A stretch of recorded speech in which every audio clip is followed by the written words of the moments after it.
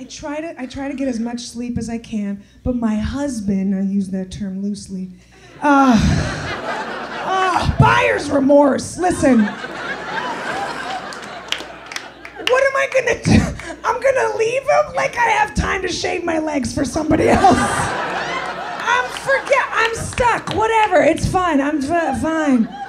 It'll do.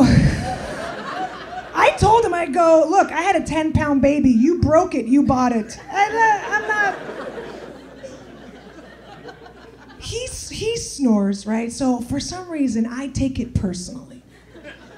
I feel like when he snores, he's doing it like it's a personal attack, like he's trying to break my spirit. Like Chinese water torture, you know, drip, drip, drip, but instead it's just.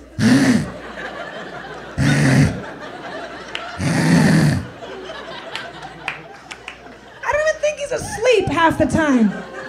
I think he's like, his eyes are halfway closed and he's like.